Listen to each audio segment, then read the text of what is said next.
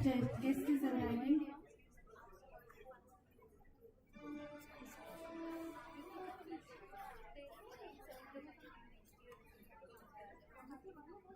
Kindly rise when the guest arrives.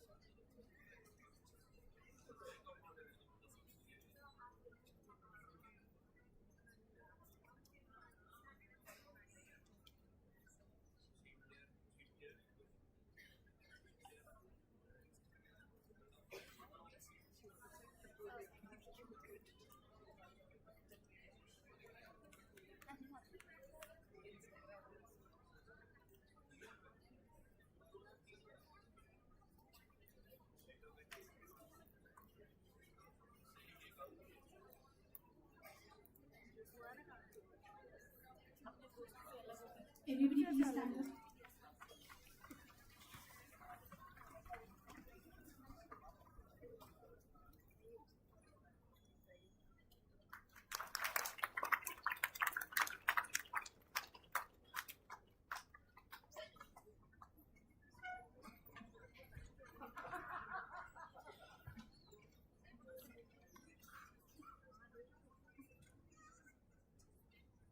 Good morning everyone. I, Sahana S. Dasare, And I, Amina Tazintaj, members of Research and Publication Committee, extend a warm welcome to everyone gathered here for the release of Nyayavani and Nyayalekhani and the workshop on Confluence of Law, Policy and Academic Scholarship.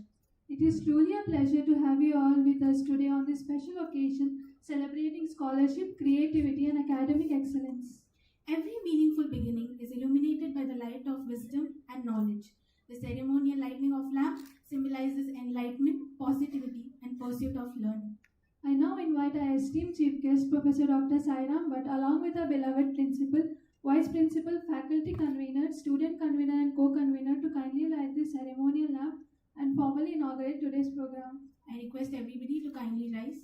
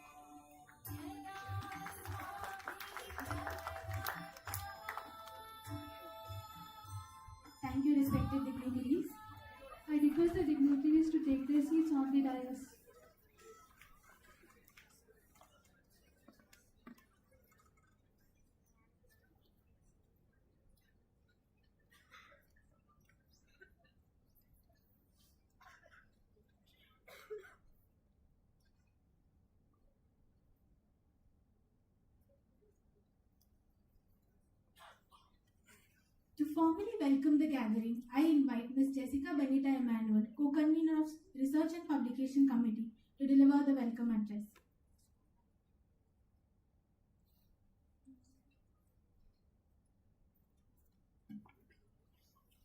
Good morning and a very warm welcome to one and all present here. I am Jessica Benita Emanuel, student co-convener of the Research and Publication Committee, and it is my privilege and honor to welcome this distinguished gathering for the release of Nyayavani and Nyayalekhani alongside the workshop on the confluence of law, policy and academic scholarship. It is with immense respect and admiration that I extend a heartfelt welcome to our esteemed chief guest, Professor Dr. Sairam Bhat, Professor of Law at National Law School of India University, Bengaluru.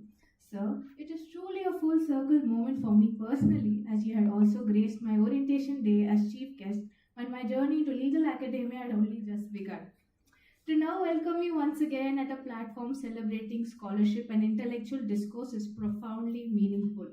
Your remarkable contribution to legal education and policy scholarship continues to inspire aspiring legal minds across the nation. I warmly welcome you, sir. I extend a respectful welcome to Professor Dr. Father Davis Panadan, CMI, Principal, Christ Academy Institute of Law. Father, your visionary leadership and unwavering commitment towards nurturing academic excellence and value-based legal education continues to guide and inspire us every day. I warmly welcome you, Father.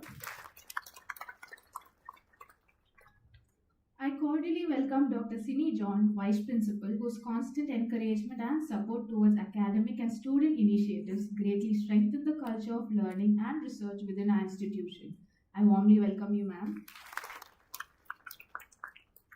It gives me great pleasure to welcome Dr. Irfan Rasul Najar, LLM Coordinator, whose scholarly insight and academic mentorship significantly enrich the culture of advanced legal research and intellectual discourse within our institution. I warmly welcome you, sir. I graciously welcome Mr. Priyank Jagwanshi, 3-year LLB Coordinator, whose guidance and constant support towards students continue to inspire academic excellence. I warmly welcome you, sir.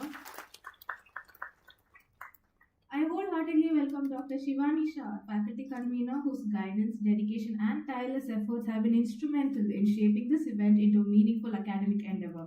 I warmly welcome you, ma'am. I also extend my sincere greetings to all respected faculty members, Dr. Nerun, Dr. Adoni, Mr. Vikas, other faculties, and my dear student convener, Ms. Agatha, student members, and the audience gathered here today. Your esteemed presence adds the immense value and vibrance for this occasion. I warmly welcome you all. As we celebrate the confluence of law, policy, and academic scholarship today, may this occasion inspire meaningful dialogue, deeper reflection, and a continued pursuit of intellectual excellence. Thank you.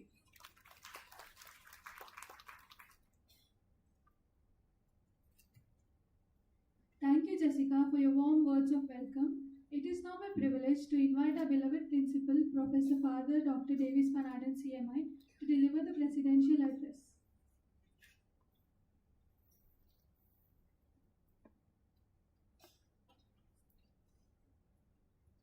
Good morning, everyone.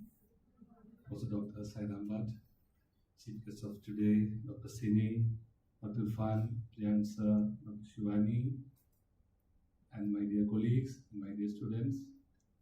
After a long time or so, I'm getting the positive energy because of the presence of also Dr. Sairam Bhat.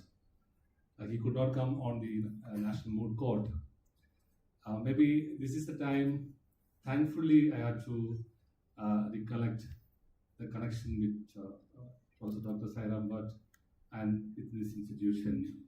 We are going to enter the decennial celebrations June 6th, because the date is June 10th.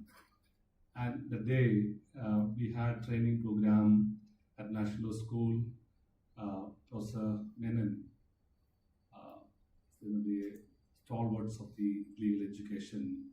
And because of Sir connection, I know him, but no connection, no. He was persuaded to be here to inaugurate Christ Academy Institute of Law. That was a proud moment for not only to me, for the institution, because a stalwart of the legal education could come to inaugurate. And from the day Jessica was mentioning that day one, recruitment of the faculty and the orientation of all the batches.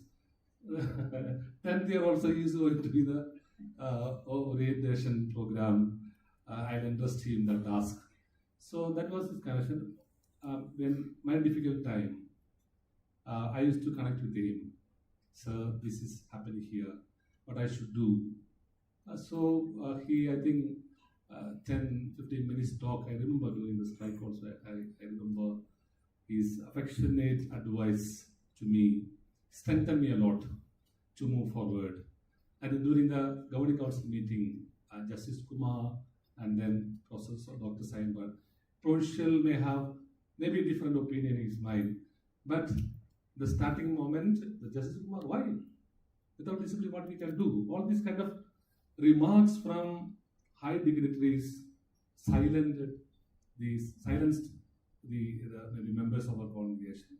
That much influence both Justice Kumar and then Professor Dr. Sairam Bhat Saras in the meeting and all through the journey of Kyle. And yesterday I just messaged him the color combination. Just see the color combination. His shirt. I thought he will come with that shirt. The shirt and the color of the poster. No. So this is the friendship we keep. And of course, Dr. Irfan also know. That is maybe one of the cherished moment for all of us we have. The connection with almost all the faculty. With all the respect we have, at the same time, we keep that friendly relationship. That's what I want to communicate with you, my dear students. You are almost the seniors of this institution. Keep the respect at the same time, keep that friendly relationship wherever you go. That is because we get so many people, maybe in the academics, other people, because of the connection between these kind of high dignified and high dignitaries from different institutions. And we have ever I said about any bad remarks on National School Bangalore? No. We have all the difficulties when we have the hostel facilities, but we never, because we really consider that is our alma mater. We always know. We say about the positive. I never remember, maybe a personal talk, we may connect, but maybe what are the drawbacks. But outside, we speak proudly about our alma mater. That is the connection, that's the bond we all have. Or those who are Priyanka, all those studied there, and other institutions also. That kind of rapport and bond, my dear students, you shall keep after you move from the institution. That's a blessing. That's why I was so happy to be with him. And then positive energy, maybe the sir is expressing and then giving to others is excellent. So, my dear students, I don't want to speak about the topic because sir is very expert in this field. But this is the reflection, and thankfully I remember him during all this 10 years journey. And then after hearing of every meeting, we will not miss him the governing council meeting. Either maybe in worst situation he'll attend by online. And after hearing the programs of Kyle, everyday program I used to send him, maybe he was very generously offering that scholarship for the institution. After hearing all the programs. Because he knows maybe how other law colleges functions, how this institution functions. That's what maybe a benevolent and greatness of Prof. Dr. Sairam Bhat. So with this introduction, let me congratulate Research and Publication Committee for organizing this program to be released on today. Thank you so much. Thank you, Father, for your inspiring words and guidance. Have with us an distinguished academician and legal scholar whose contribution to legal education and research have been truly remarkable. It is our honor to welcome Professor Dr. Sairam. To introduce our esteemed guest, I invite Ms. Arunima Nair, member of Research and Publication Committee, to present the profile of our chief guest. Good morning, everyone. It It is my privilege to introduce our esteemed chief guest for today's event, Professor Dr. Sairam Bhat. Professor Bhat is a legal expert currently serving as Professor of Law at National Law School of India University, where he has been associated since 2006. With over 27 years of teaching of research expertise, he has made remarkable contributions to the fields of environmental law, governance, legal education, and public policy. He completed his LLM and PhD from the University of Mysore. He does international fellowships, including the Fulbright Nehru Fellowship at Georgetown University Law Center and the Linnaeus Palm Academic Exchange Fellowship at KTU. He has also served as an adjunct faculty at Golden Gate University. Professor Bhat is presently the coordinator of the Center of Environmental Law, Education, Research and under his leadership, the center has undertaken several important research and policy projects, and it has been collaboration with the Ministry of Environment, Justice, Pollution Control Boards, UNDP, and various other national and international institutions. An accomplished scholar, he has authored and edited more, published over 85 research papers and book chapters in reputed journals and publications. His recent works on environmental governance, legal aid, biodiversity have been widely appreciated in academic and policy circles. Apart from academics, Professor Bhat has also been associated with training and consultancy programs for prestigious institutions such as Hindustan Aeronautics Limited, Central Pollution Control Board, Karnataka Biodiversity Board, National Biodiversity Authority, Indira Gandhi National Forest Academy, and several government training academies across India. His areas of expertise include contract law, environmental law, energy law, right to information, biodiversity law, ESG, and public policy. We are truly honored to have such an eminent personality amongst us. On behalf of everyone present here, I extend a warm welcome to Professor Dr. Sairam Bhat and thank you for graciously accepting our invitation. Thank you, sir. We look forward to your insightful address. Thank you, Arunima, for that insightful introduction. I now request Father and Sini Ma'am to felicitate our Honorable Chief Guest with token of appreciation.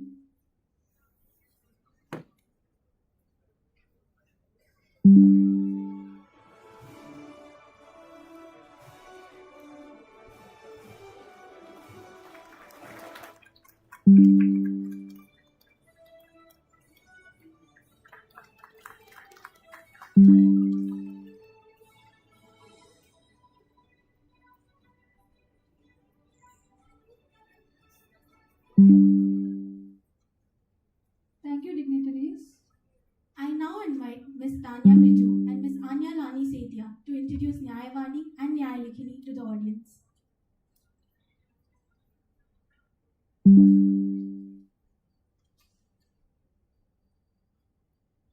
Every page tells a story, every story preserves a memory, and every memory shapes a legacy.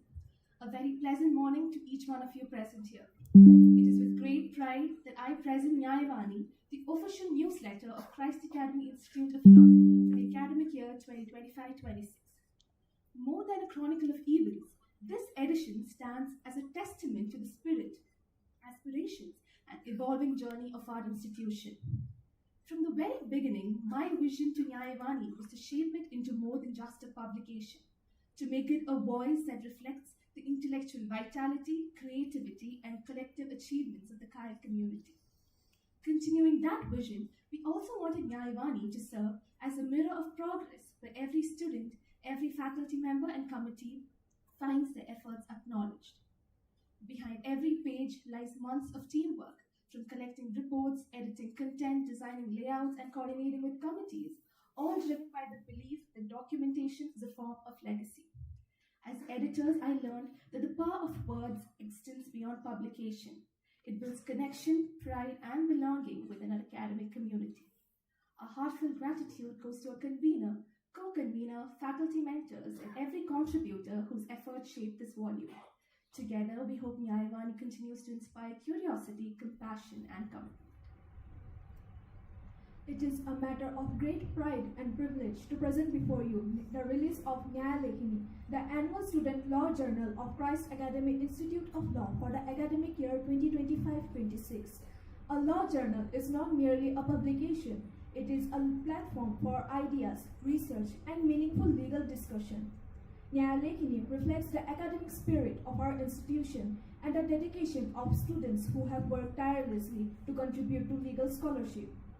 The articles and research featured on this journal demonstrate critical thinking, analytical ability, and the awareness of contemporary legal issues. They encourage students to go beyond textbooks and actively engage with the evolving world of law and justice. I would like to sincerely congratulate the editorial board, faculty members, and all the contributors whose hard work has made the publication possible. Their efforts have helped create a journal that inspires academic excellence and intellectual growth. As future legal professionals, research and writing plays an essential role in shaping our understanding of society and the law. I hope Nyayalekhani continues to motivate students to question, analyze, and contribute positively to the legal field. Once again, congratulations to the team and thank you. Thank you, Tanya and Anya. We now arrive at a very special moment of today's program, the official release of Nyayavani and Nyayalekhani. I request our esteemed Chief Guest, Professor Dr. Sairam Bhat, to kindly release Nyayavani, our college newsletter. I also request Dr. Irfan Razul Najal, Mr. Priyank Jagavanshi, to kindly join us on the stage for the release, and Dr. Shalini.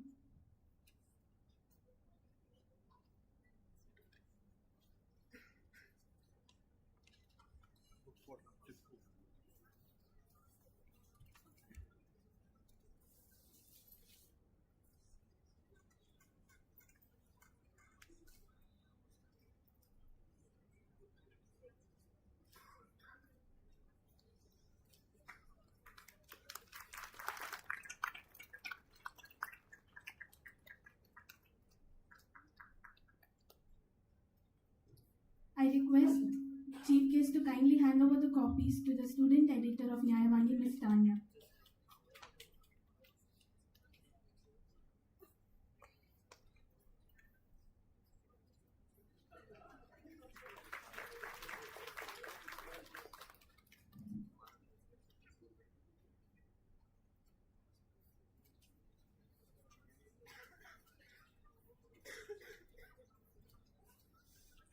I request Professor Dr. Sairam Bhat to also release our student law journal, Nyayalekhani.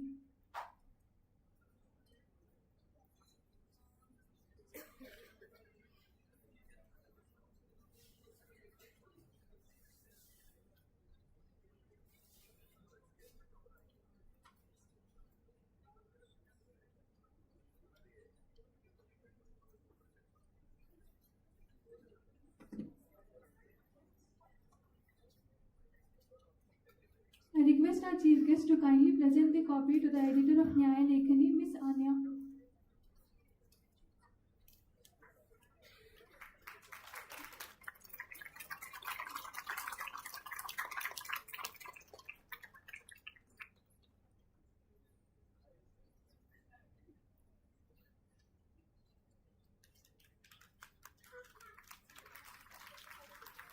Thank you, dignitaries. I request Professor Dr. Sairam Bhat to kindly hand over the certificate of appreciation to the student members of Research and Publication Committee.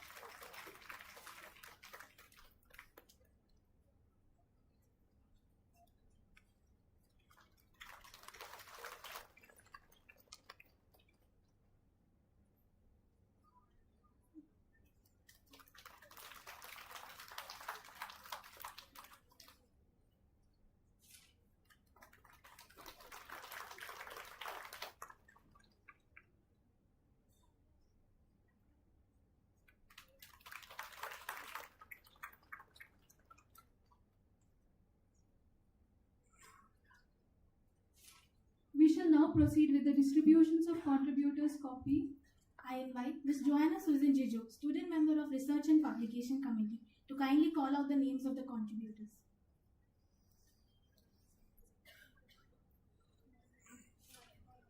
Now, I would like to invite and acknowledge the talented contributors whose creativity and effort made Nyayavani truly special. Srishna,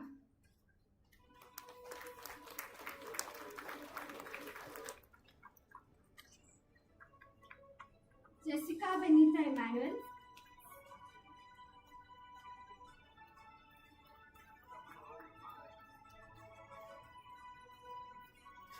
Sneha Srinivas,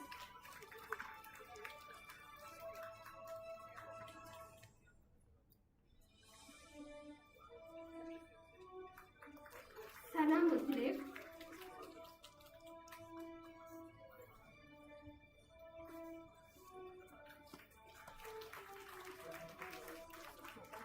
Ashita Kiran,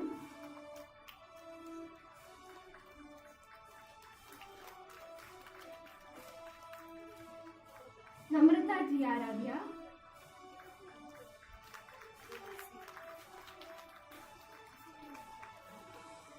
Nissy Vincent.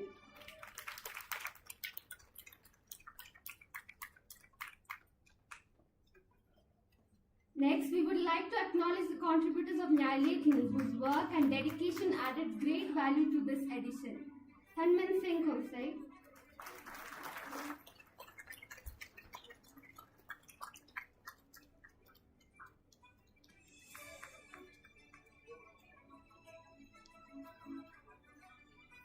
Divya Setia,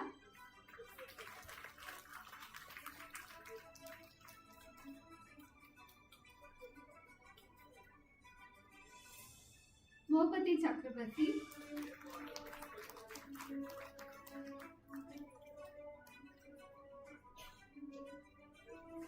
Suhana Sanskriti,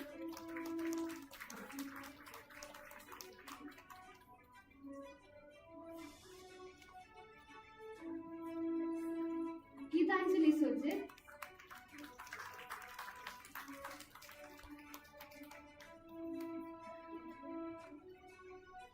Hansika Singh,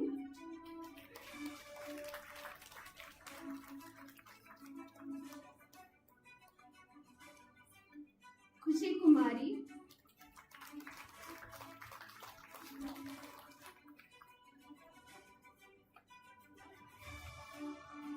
Pautinlan Chonglui,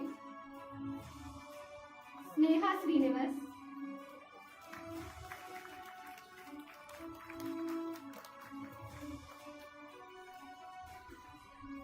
Joel K. Joseph,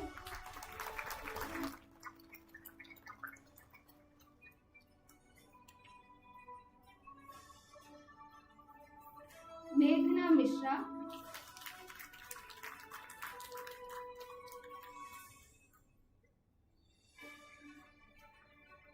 Onesim David,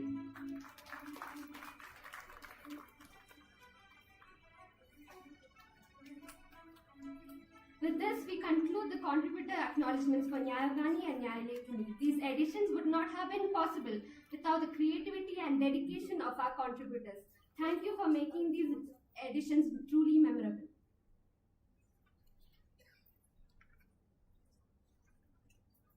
Thank you, Joanna. Congratulations to all the contributors for their valuable effort.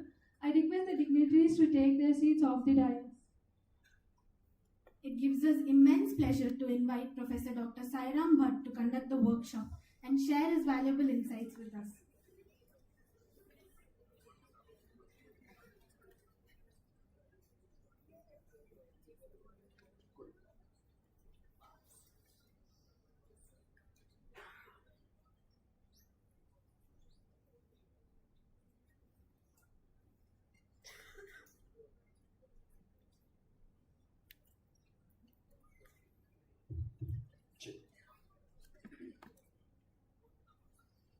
Friends, very good morning to all of you.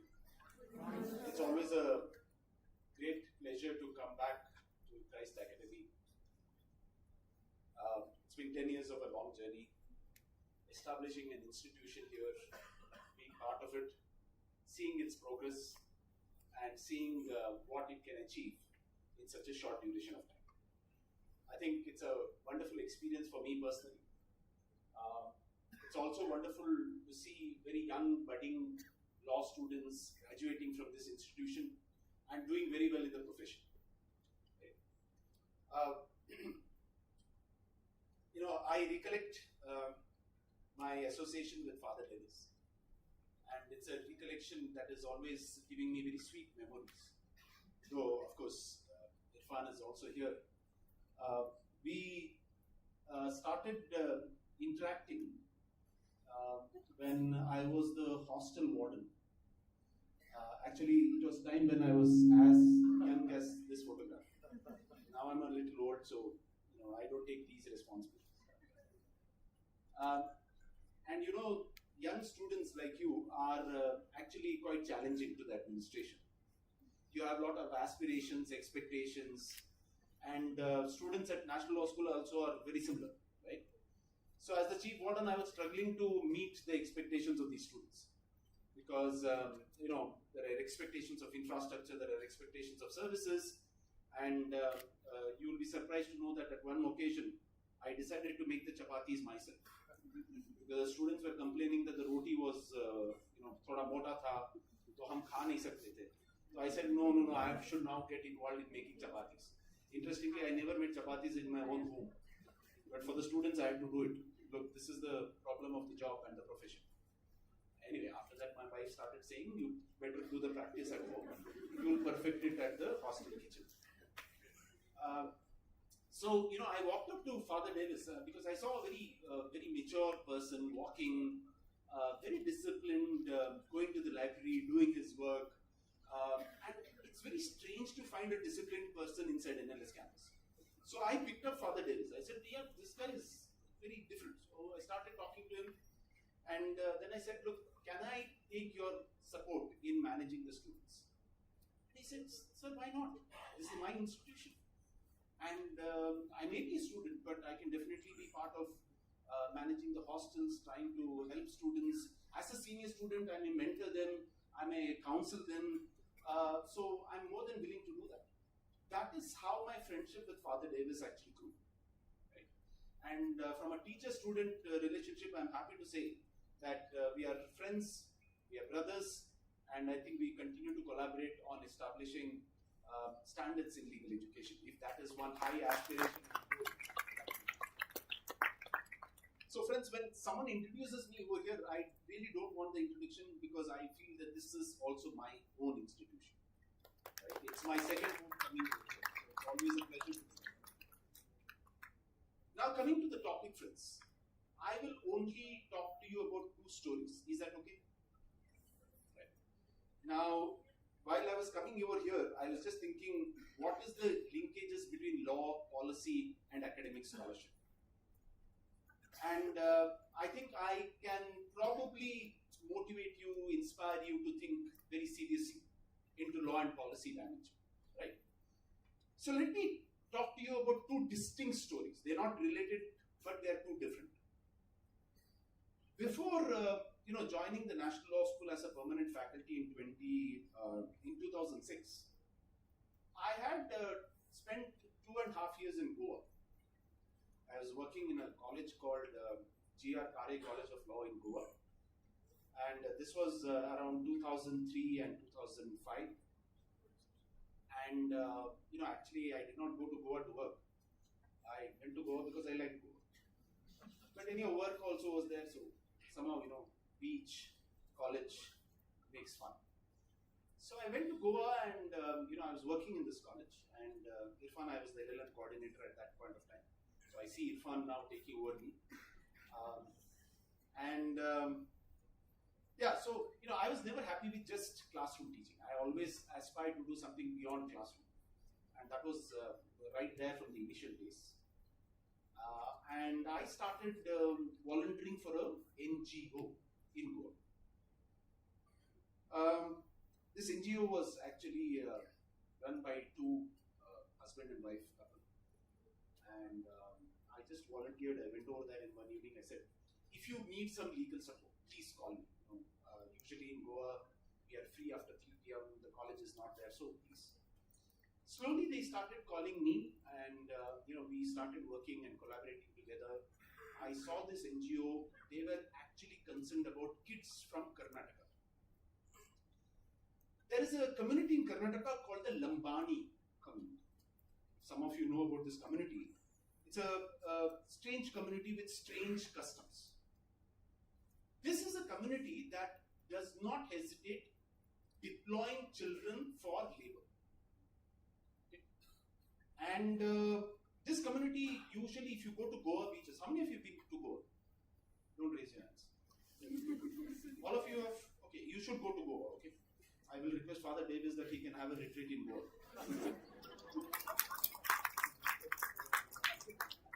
Yeah.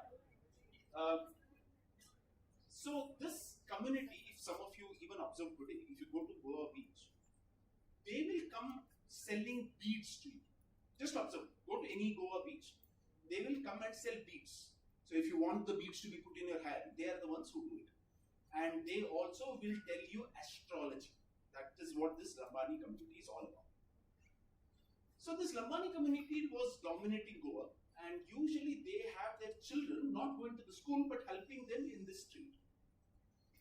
So this NGO was really concerned. So Goans concerned about children coming from Karnataka. Just imagine, right? So this is really what I would say the dimension of public service is all about.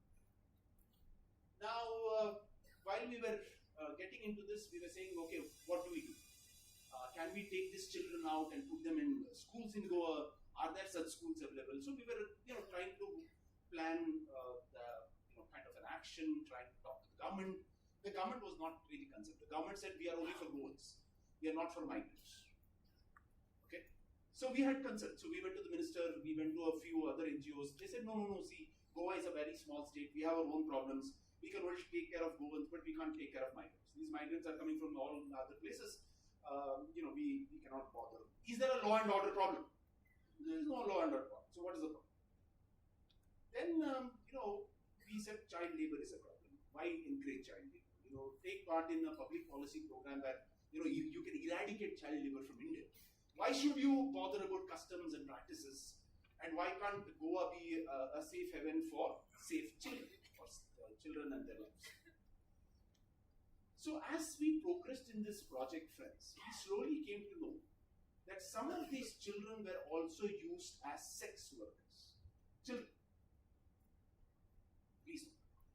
So what would happen is they would be called in as people to work in a house, and from there on some exploitations would take place. So we had this news coming up, right? So on one occasion, friends, I can tell you this very clearly. It was 9:30 in the night. I had a Nokia small phone at that point of time. I got a call saying, "Sir, एक raid करना है." So I said, "Boss, मैं teacher हूँ, मैं police officer थोड़ी. I am not like that Ajay Devgan in raid." So I said, क्या? The public prosecutor of Goa has a child who he is sexually exploiting. We have received a complaint, and now we have to go and catch him red-handed because he's a very influential person. Public prosecutor of Goa. Okay? He's also a lawyer, right? And you don't expect public prosecutors or those who know the law to violate them, right? So, sir, we need. So I said, what? Am I going to read? No, sir. You are a professor. You are the witness. I said, okay, I have to know my role, right? So that's because I have to sign the statement and I have to go to the police station. I said, okay, fine. It's an experience of life. I didn't know what is going to happen after that experience. So I said, okay, let us go for an experience of life. So I went. Friends, there was a police team, there was a woman constable team, there were people who were counselors, and then we were two witnesses that we were called. So we went into this house. It was a big house, very well furnished house, same the Portuguese kind. He was a very influential kind of a semi-politician lawyer. And that's why he became the public prosecutor. So the raid happened. So I started going inside, with the police because I wanted the police to protect me literally. I didn't want the PP to see me, because tomorrow if he sees me, comes to my college, he will remove me from the college. Who knows? So may I say, chupke ja raha tha. The raid happened, we did not find any child. We did not find. The police sub-inspector, he was very disappointed. He said, my job is gone. My job is gone. He was very tensed. Sweating. Sir, I think we are misled. Maybe it's a false report. And kya kare? So we all came outside. We were all gathered. I said, no sir, the information was credible. The neighbor has seen. We know it is a credible information. But there's no child. What do we do? Friends, you must always have some inquisitiveness to find the truth. If you take your job as a mere job, you will never be able to find the truth. This is what I want to inspire you to do. To be honest, friends, I had seen a cupboard inside the bedroom. A cupboard which was actually, very huge one. Usually, Goans, they make their furniture very well. They use wood like any Keralite also uses, because it's of nice wood. And it's so big. There was a big wooden furniture. So I said, sir, have you checked inside this closet? Inside this furniture?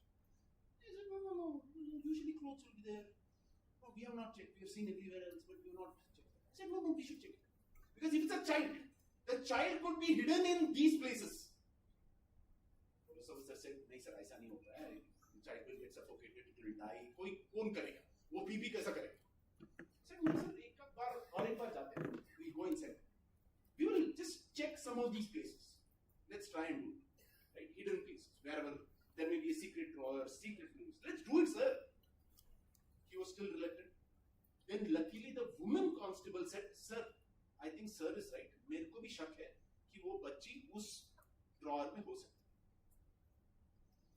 Then the sub-inspector very reluctantly said, okay sir, anyhow my job is going to go. Let's go inside. Chalo, let's go. So we went again, the door was closed, we banged. Now the PP said, I'm not allowing you. Raid is over, time is over. You should create one more new warrant. So he went on the legal procedural side. Anyhow, we were able to force ourselves, march inside, do some galata, that, this, that.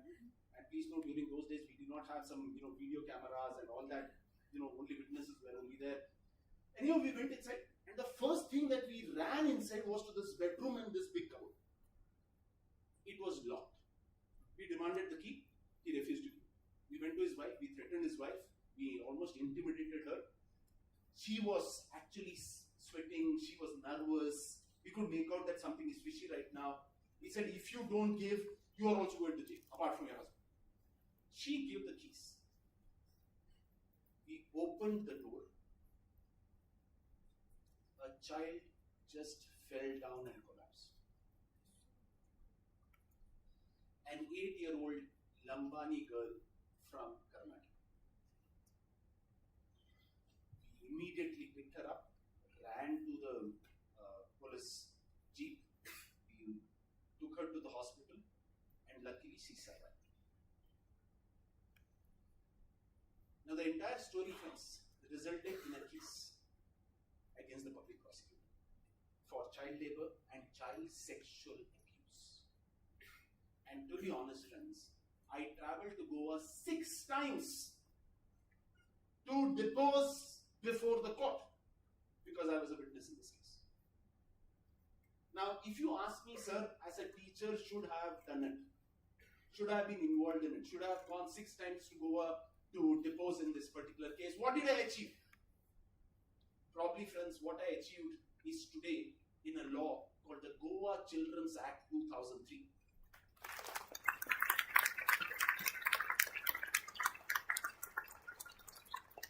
This is the law that takes care of children not only from the state of Goa, but a child is a child. It may be from Karnataka, it may be from Andhra Pradesh, it may be from Myanmar, it may be a Bangladeshi child. A child is the custodian of the state. It is the duty of every state to take care of this child. So friends, what I'm just trying to tell you is, when you think about about law in terms of a law that needs to find the truth. Hold the people in the highest offices accountable for the law. If you have the zeal, enthusiasm, motivation to contribute to such things, I think there are opportunities that you can do.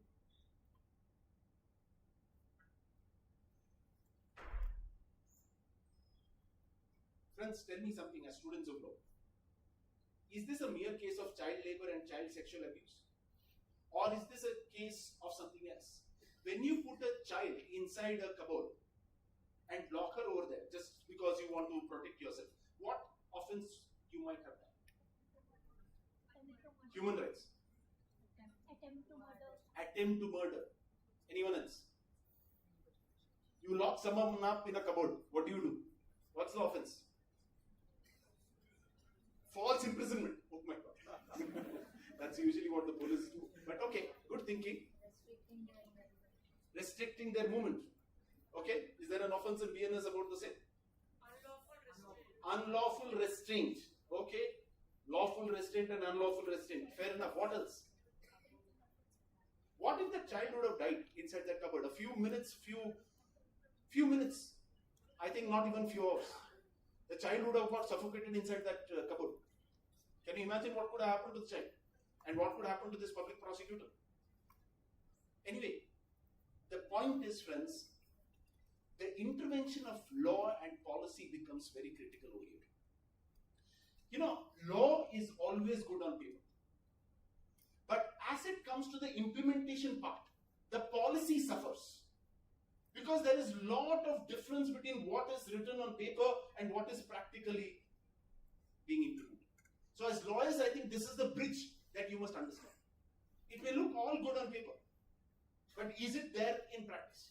To be honest, friends, after going to Goa for 6 times, what do you think was the maximum punishment for this public prosecutor? How many years punishment did he get finally? 10 years. Huh?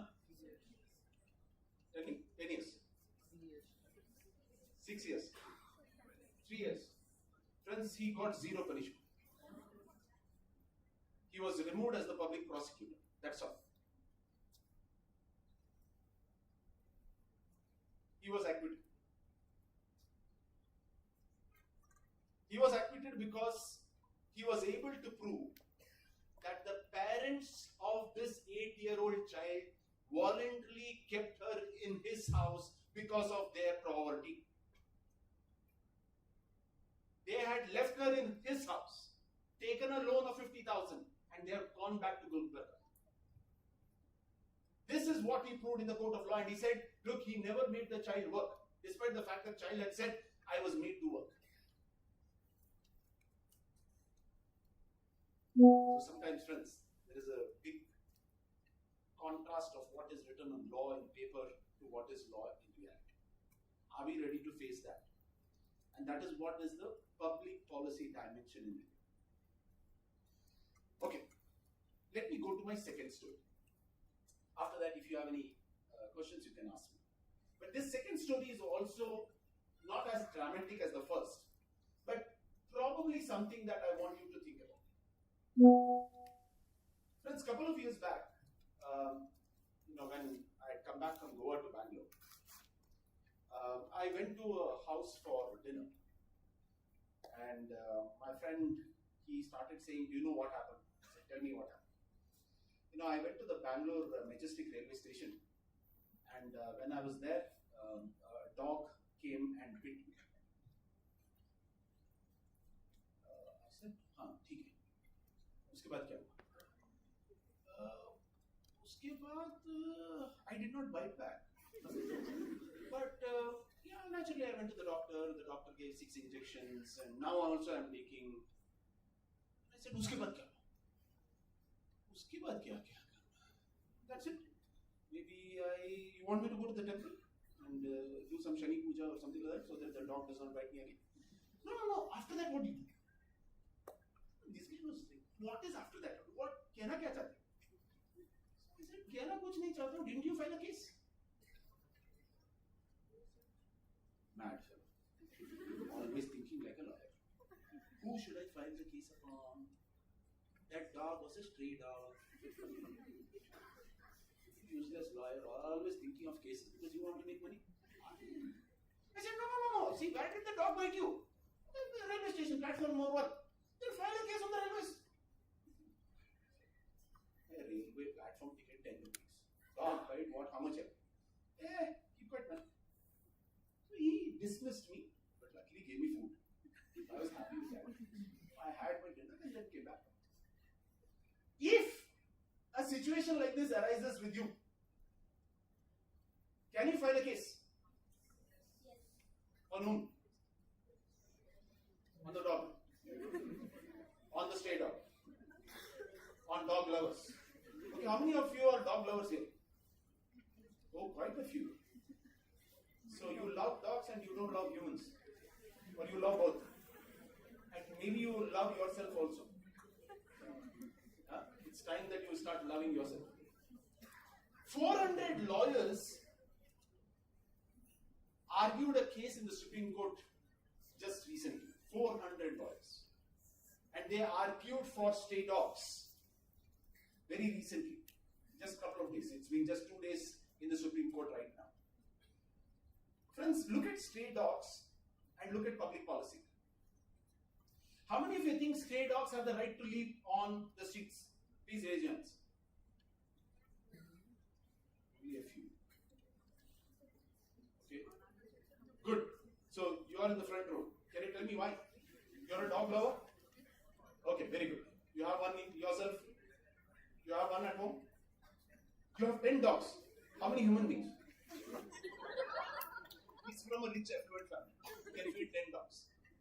So I think, good. Yes, I should have said. Please.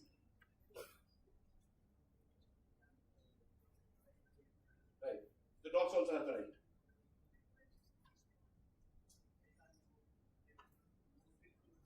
Right. So they have the right to live on the streets. Okay. Right. So you are for animals and animal rights. Okay. Anyone who wants to argue that stray dogs cannot live on streets and you need to keep the streets clean and safe? Because do you see how many people are being bitten by these dogs, feel unsafe about these dogs? Has anyone experienced a scare from a stray dog? Oh my God. Everyone. There's too many people who have experienced stray dog menace. Okay. You're all now sharing your own experiences. You know what happened. I got an Alsatian. Did you get a Pomeranian? Okay. You must be saying which dog. You will identify the breed of the dog when it bites you. So, friends, interestingly, when you talk about public spaces, do you have the right to a safe public place? Is this something that the state has to ensure? Right? Now, please note, when a stray dog bites, it's not only a public health problem, it's also a public safety problem. Can stray dogs be managed in, say, shelter homes? Should we look at animal birth control? It is called the ABC rules. Should your cities be clean of stray dogs, especially those that cannot be managed? These are things that the Supreme Court is deciding. I thought Supreme Court should have decided constitutional things. But Irfan disagrees with me. Irfan says no, Supreme Court should decide everything.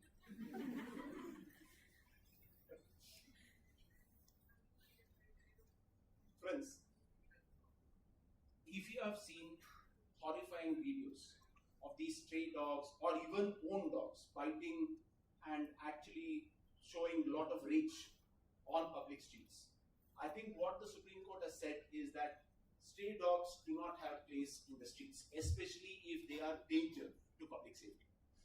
So please note, when you talk about law and public policy, there are always places where there are conflicting interests.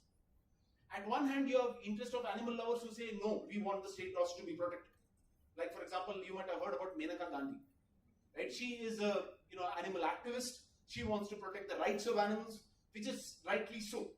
Because we have a law called the Prevention of Cruelty to Animals Act 1960, which says animals cannot be tortured in any manner. So you have to have the dignity of animal rights as well. But at the same time, you have human life that need to be protected. Now, can this be done by the courts alone? The courts can give you judgment. But who has to implement this? Please note, it is the municipality, it is the local authorities. They have to implement and keep your streets safe and clean. For example, how many stray dogs are there in Bangalore? Any estimate? 1 lakh. Okay, he says 1 lakh. I thought 10 lakhs. Have you walked any street without seeing a stray dog? So that many stray dogs exist. Now the point is, if you take them to shelter homes, do we have enough shelter homes for all these stray dogs? Can you really manage them? Can you feed them? Can you actually take care of their dignity apart from committing cruelty? So please note, this clearly shows whether the state has capacity to deal with shelter homes. Interestingly, friends, please note the Supreme Court has said some of these dogs can also be administered euthanasia. Yes, mercy killing, because they are a danger to human lives and human safety. So today, when you have the concept of euthanasia for human lives, please note you can also practice euthanasia for certain kinds of animals who are actually a public safety hazard or concern. So sometimes, when you start thinking about all these public policy dimensions, friends, there are a lot that you can contribute and critically reflect upon. For example, going back to this friend of mine who was bitten by a stray dog at the railway platform number 1 in Bangalore, I did file a case. I did file a case against Indian Railways. And luckily, we got 5,000 rupees as compensation. But we spent 10,000 rupees for doctor's injection.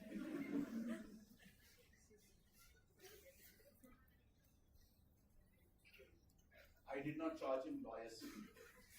It should have been 50,000. I said exempted. Because looking at the 5,000 amount, I only said charity from my side.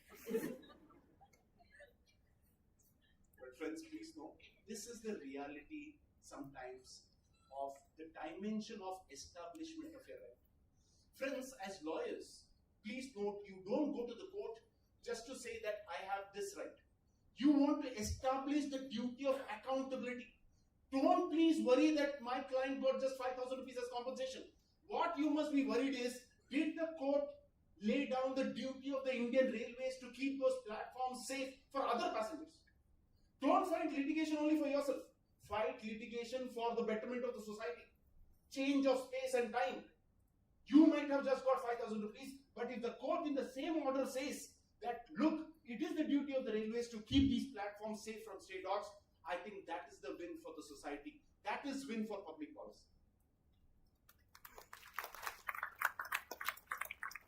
As lawyers, don't use the knowledge of law just for your benefit. Use the knowledge of law to bring about social transformation, betterment of society. Look at how you can fix accountability of different organizations in the government. And once you do that, friends, I think that is the larger picture. See that larger picture in the dimension of public policy. And then you will notice that this is one of the most noble professions where you can try to bring justice to the society. Thank you very much.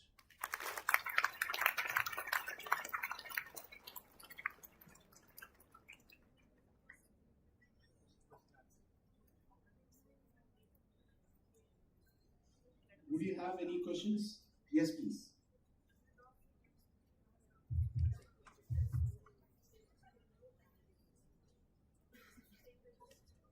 Morning, sir. Myself Surya. So, coming back to your first story, was really interesting and was a thriller. So, my question is, you were the witness of that case, right? So, you said you traveled 6 times to Goa, and then even after all the all the trials and everything, he was just removed from practicing as a public prosecutor of Goa. So, even after you were the witness, and there was a woman constable and then a sub inspector, everybody witnessed that the kid was inside the closet, right? So even though he did not commit any wrong, the kid was inside the closet. So that proves that he was having a motive or an intention to attack the kid or do some wrong to the kid. So why was in the eyes of law he was not punished? And if only the person was not influential, then he must have, definitely be punished under the law. So why the law has seen very partial to the people who are having influential power and who does not have that power? It's an excellent question. I'm so glad that you asked. Friends, I think the reality between what we read and what we see on ground is what this case would have probably displayed to you. Friends, always remember in criminal cases, the burden of proof is on the state to prove that there is an offense committed beyond reasonable doubt. See, you might have committed a successful rape, but did you document enough and sufficiently so to prove his wrong? One. Two, once you have collected the evidence, did the state prosecution present those evidence before the magistrate effectively as well? So what happens in our legal system, friends, to be honest, is that you may have the best intentions, but the legal system works slightly differently. Right? Now, in this case, I must tell you that the case had a lot of public scrutiny. It was reported in the media. He was a very popular person. Initially, he was arrested. Later, he got bail. He was removed from his job. The trial went on nearly for 3 years. Everything was tried to prove that there is a wrong that was committed by him. But unfortunately, what happens in many of these cases is, I'm sure you have heard of something called witnesses turning hostile. See, when you have money or money's power, to an 8-year-old child and her parents, what would you do? So unfortunately, when the child was brought as a witness, and the parents also were called, they said that we are very grateful to this public prosecutor. He has actually saved our lives. Because please note, the child turned hostile.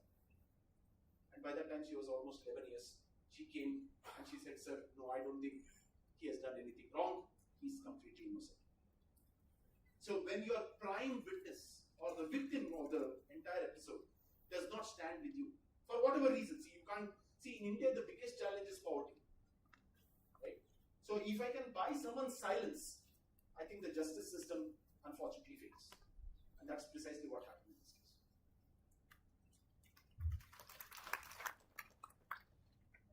So first of all, I want to thank you on behalf of R&P committee for your presence here today. They normally say don't meet your heroes in real life, but I think today I'm very privileged to be a part of the session. You were talking about the fallacies of the legal system in India and the gap that is there in the implementation and on paper. So if future generations had to review or study our present legal order, what is the first hypocrisy that they would find? I think the hypocrisy is, in India, unfortunately, there is a major distinction between law in text, law in context, and law in action. What is law in text is always very romantic, because it's all about rights. We have right to this, right to that, right to that. But once you start experiencing these rights, then you will know the difficulties of the same. For example, luckily I do a little bit of practice, and today we see some cases, very interesting ones. We had a case under the Domestic Violence Act, and we got an order from the magistrate to give evidence. To be honest, you may get a beautiful order, but can you really execute orders in India? It's actually a horrendous task. Because the police will not come to your rescue, the courts will only write beautiful judgments. But actually, to get it implemented, you have to go from pillar to post. So I think that is the biggest problem and challenge that we face in the public policy dimension. While the laws may be very well crafted and drafted, unless they're effectively implemented, you won't see justice in reality. You may read it, but you may not experience the same. And I think that is the distinction between India and some other jurisdictions. So if you are planning to become Viksit Bharat by 2047, a developed economy, please note it cannot be just economic growth. It has to be growth in the actual justice system. Right? People must realize that justice is there, something that you can experience and something that you can relish as well. I think that is something that we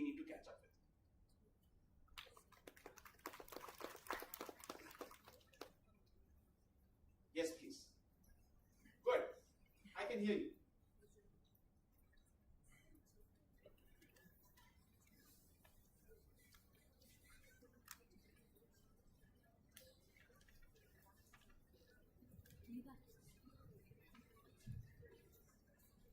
Good morning, sir.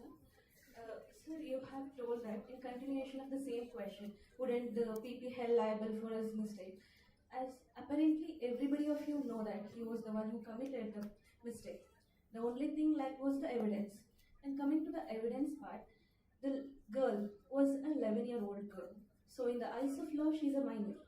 So apparently minor doesn't have mental ability and capacity to make a right decision.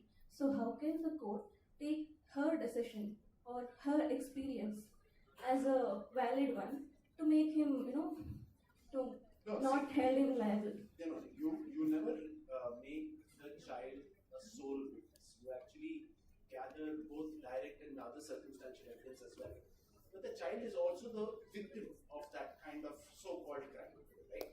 So in Goa, please note, right now under the Goa Children's Act, the court is a separate court, right? So you do not, you protect the child's privacy, confidentiality, you take the statement of the child before a counselor and so on and so forth. But yet, please note, the system does not allow someone to cross-examine a child.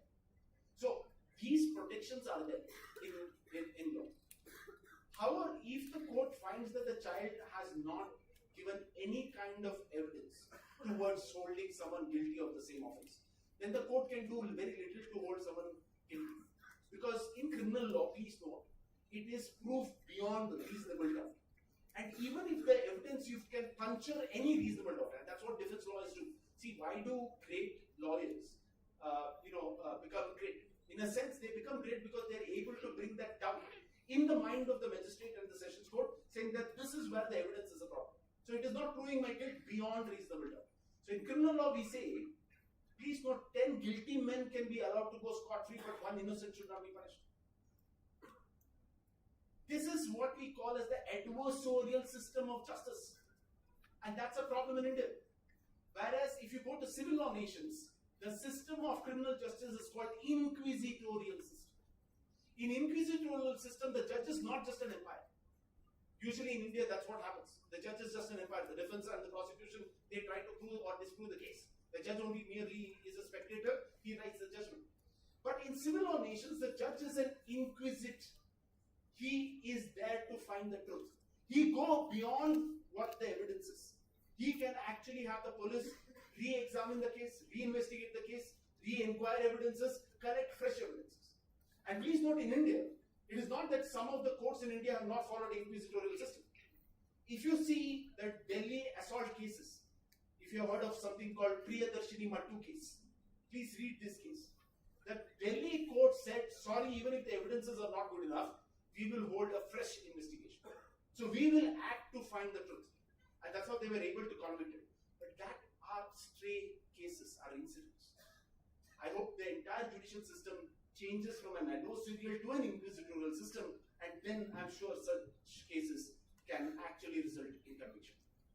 Thank you.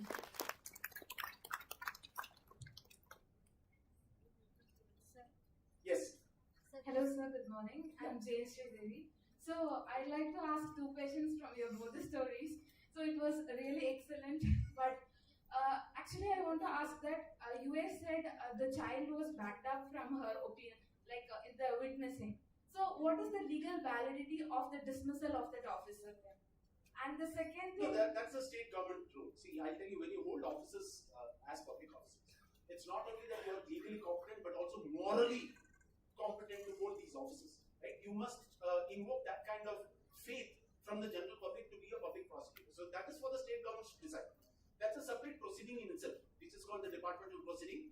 Right? If you are alleged to have committed any actions of moral turpitude, you can't hold public offices. So there is a morality and a legality both involved in that case. Then the second question is that now the Supreme Court has announced that mercy killing for the dogs, stray dogs.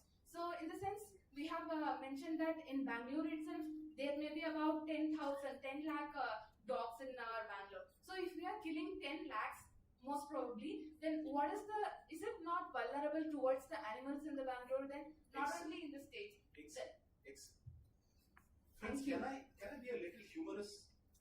Allowed? You may say the topic is euthanasia, serious. Please don't joke. Friends, I do some work because I specialize in environmental law with the wildlife and the zoo department.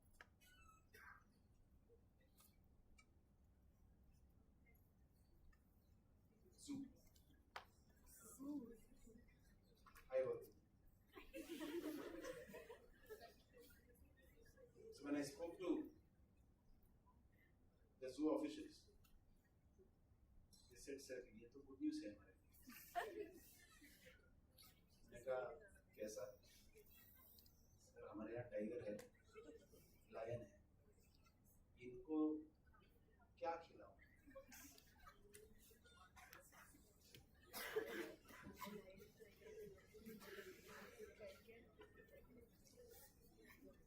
I'm not joking. Reality of life. Law of nature.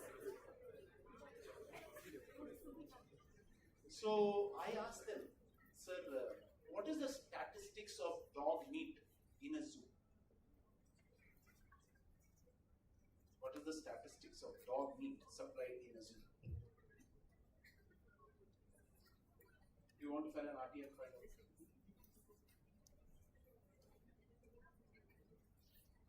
Please note 70%. You have to find some meat. I can't go myself. It is 70%. So you're getting the point that I'm just driving you to think about. So, see, the law of nature is a very cruel thing. So at one point of time, you may think that this is a problem, it's a public health issue. Where will the flesh of this euthanized animal go to? Of course, you need to have challenges of treatment, right? So you may think it's one of those biomedical challenges or veterinary challenges that one has to address into. But please note, this can also be handled at some other places. So I think, legally speaking, there is nothing wrong in what the wildlife warden actually told me from the zoo authority. He said this is a reality. A lot of you don't know, that's a different issue. But this is how it is practiced. So I think the public policy dimension here is important because you're talking of the actions of the state. And the actions of the state are very, very critical, right? So while we have to respect animal rights, I think cruelty to animal must not be committed. The process of even administering the euthanasia is something that the law has to decide. So you can't just chop someone even if it's a dog. Not possible, right? So I think these are things that law can only bring in through sensitivity of public policy. I think you can say that yes, public streets have to be safe, but how do we handle animals with dignity, especially if they are to be having end of life, including euthanasia, are dimensions that the state must consider itself. So that's what democratic values actually are. You not only think about your rights, but you also are sensitive about others' rights. Very good morning, sir. So you might feel this question slightly off the topic, but I believe this is of some contemporary situation of importance. So because you must have come across the CJP movement, the Cockroach Janata Party. Yes. So we might, since being an amazing, incredible speaker, Did you subscribe to that? No. Is your blocked overnight? Not Okay, yet. no problem. Then go ahead. So we would like to know your take on this matter, how you perceive this particular movement. I need to read in my job. Because it is recorded. I have so many principals are watching. They will stop calling me to their conference. Putting my job at the street. See, I think, please understand, in India, I think there are a lot of things that are taken out of context. You have to, please appreciate the intention behind statements. Just because if you're a public figure and whatever you said becomes a controversy, I think people will stop exercising their freedom of speech and expression. I think the social media is unfair to some of these public figures. I think we have to be sure of what we must state as the cautionary side of protecting free speech. Everyone has the right to say whatever he or wishes to say, unless you are, hurting religious sentiments, contributing to hate speech, or you are defaming some individual or association. Those reasonable restrictions are anyhow there in the Constitution of India. I think taking things out of context or being too sensitive to a word, I think has become a problem think give credit to the work, not to the words.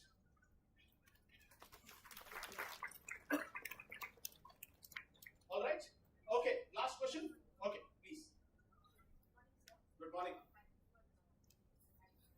Pleasure.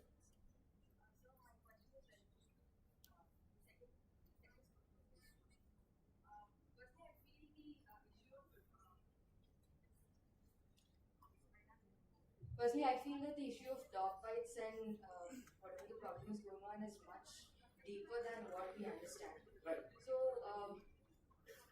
animals, they're just there. It's not like humans are more evolved, and we are considered as one of the superior species in the hierarchy of animal kingdom. So, one thing I want to say is, sir, people say that animals are being aggressive, the dogs on the streets are being aggressive, they attack everyone and all that. But we should also note that there is something called they also go through certain trauma. Correct. That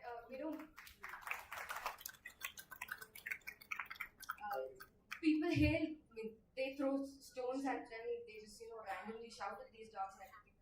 So that raises a question on the civic sense of the people. That should be considered.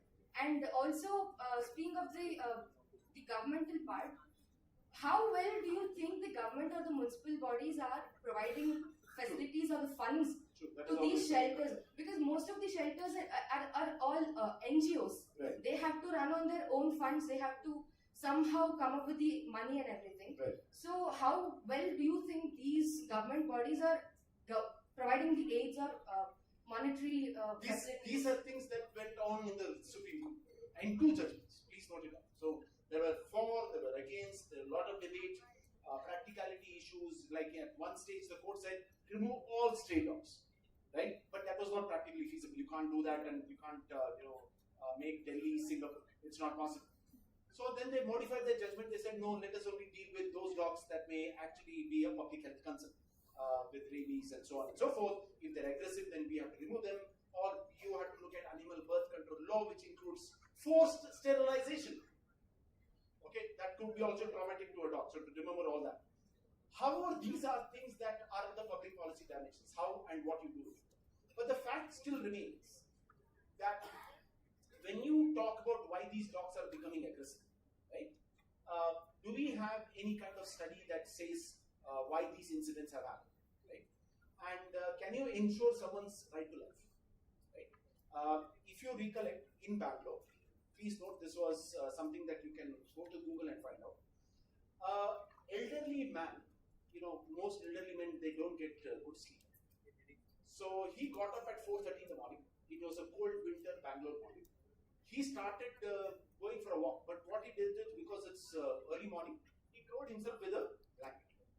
Now, as soon as you cover yourself with a blanket, the stray dogs get provoked because they feel that someone is here to attack or someone is a stranger, so they got provoked. You believe it or not, 6 dogs actually, just mauled him, and he died. These are serious issues and challenges. So while we have to respect animal rights, we have to also protect human rights. It may be of the superior species, but that is what the Constitution is all about. That is what is known as balancing competing interests. Now you will notice that when you talk about balancing competing interests, can I be a little general here? Animal lovers, please listen to me. So if you are an animal lover, and I'm sure you are, and you have a dog, he's also one. I can see the passion. I have 10. Suppose I go to his house. Am I comfortable meeting all his dogs? I'm a little, because I'm not sure how the dogs will react.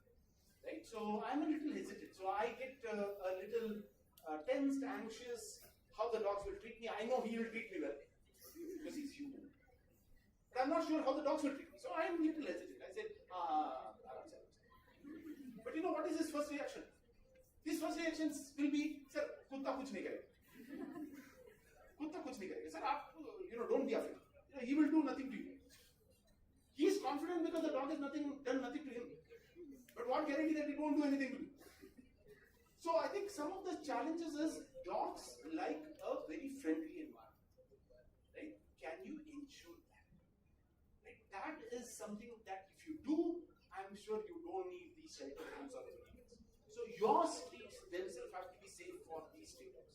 What happens? Let me tell you. Do you know that honking can actually petrify a dog? Do you need the firecrackers that you burn in Diwali actually may create a lot of trauma in these dogs? It is your own action. You may be a dog lover, but you're still bursting crackers. So look at your own responsibility. I'm just saying, if the accountability system can come in, these stray dogs can feel safe and not be aggressive. So these are human actions that we must all be responsible for.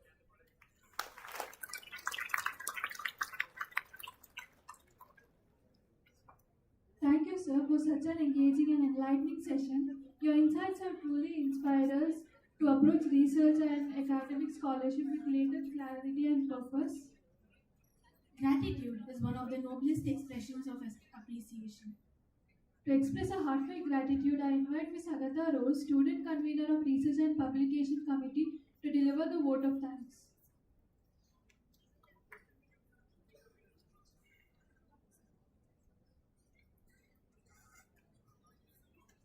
For everyone who has more will be given, and he will have an abundance.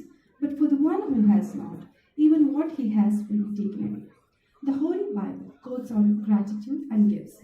As quoted, I, Agatha Rose, convener of Research and Publication Committee, cannot depart this occasion without thanking everyone to whom I owe gratefully for this occasion, and I also deem it my privilege to propose the vote of thanks on behalf of the Research and Publication Committee of Christ Academy Institute of Law.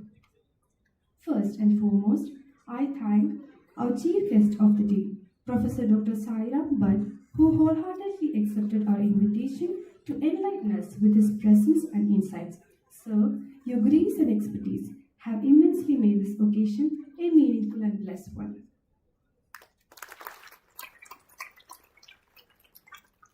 Further, I extend our deepest gratitude to Professor Dr. Father Davis Panaran CMI, our principal, for his constant support and encouragement that inspires us to strive for excellence. Thank you, Father.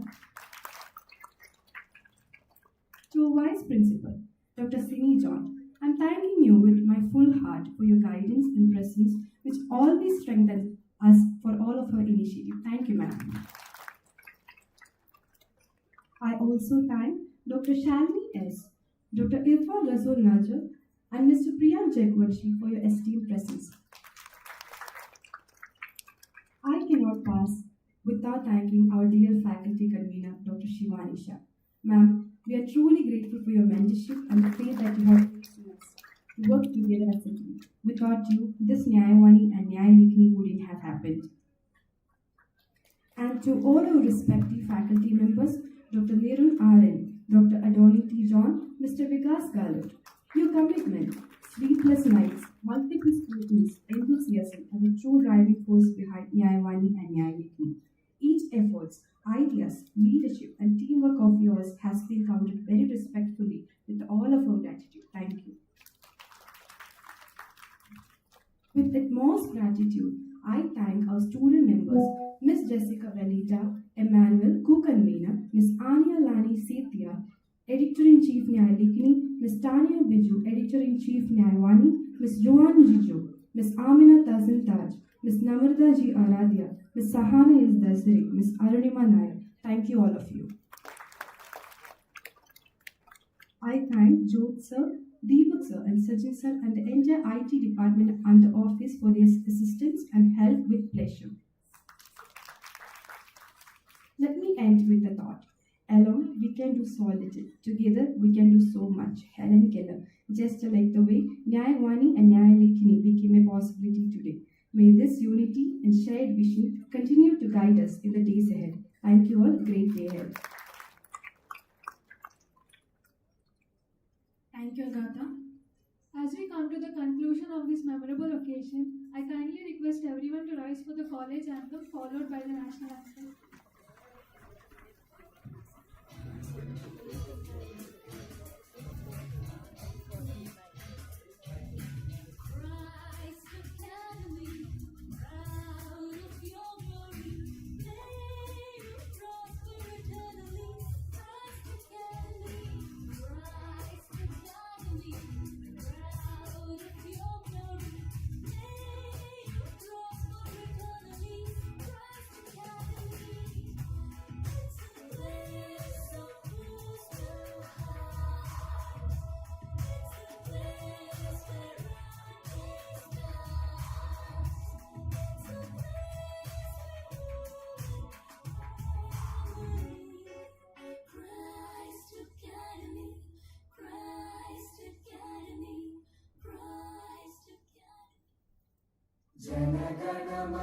अधिनायक जय हे भारत भाग्य विधाता पंजाब सिंध गुजरात मराठा द्राविड उत्कल गंगा विंध्य हिमाचल यमुना गंगा उच्चल जलधि तरंगा तव शुभ नामे जागे तव शुभ आशीष मांगे गाहे तव जय गाथा जन गण मंगलदायक जय हे भारत भाग्य विधाता जय हे जय हे जय हे जय जय जय जय हे.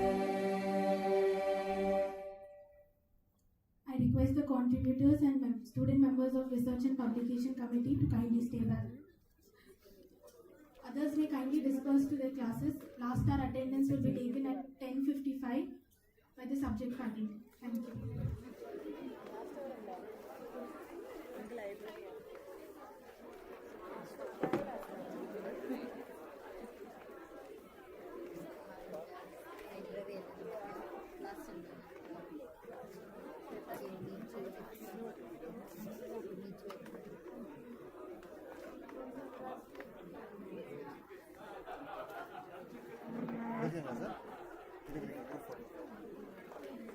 कतार का